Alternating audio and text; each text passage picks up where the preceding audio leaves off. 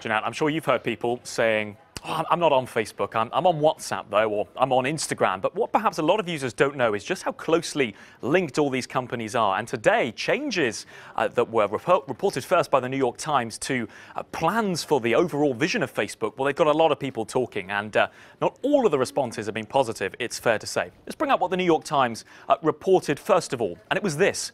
It was that Facebook is planning to integrate behind the scenes Facebook Messenger with WhatsApp, its encrypted messaging service, and Instagram's Messenger. All three platforms owned by Facebook, having their own instant messaging platform. So what exactly would all this mean? Well, let's just break it down a little bit and point out that Facebook, of course, bought Instagram and WhatsApp at various points. Now, those were in the early 2010s. The assurances then from Mark Zuckerberg were these companies would be allowed to operate more or less exactly as they were.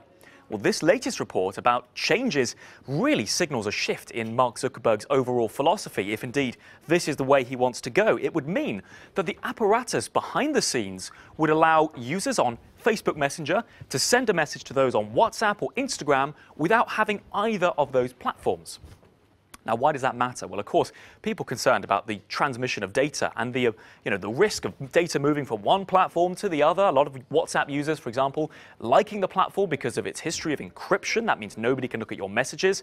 Disliking Facebook for its absence of that. And then, of course, you've got Instagram in this as well. Now, Facebook also saying, as part of this, that end-to-end encryption on all messaging platforms is what they are considering. But it is worth just pointing out what Facebook have confirmed. It's fair to say their hand was forced a bit by that report in the New York Times, but they went on to say this. This is a statement given to us here. We're working on making more of our messaging products end-to-end encrypted. So that's protecting your privacy, if you like, or their commitment to it anyway.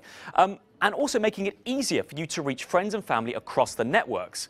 That is the bit that's controversial. They go on to say, as you would expect, it's an ongoing discussion. The plans are a long way off, but there are reports this could be a change brought in as soon as 2020. Some users, though, like Chris here, summing it up, nope, nope, nope. That's his take. We've got others here saying, oh, great, not great, but no surprise. God help you if you're trying to stay out of the Facebook ecosystem. And that is, of course, the big concern here. As Facebook's had a lot of scandals, people now worried about where it's going, the idea of tying together the companies it owns more closely. Well, Jeanette, you can see how that's feeding into wider concerns about how your data is used, shared, transmitted, and protected.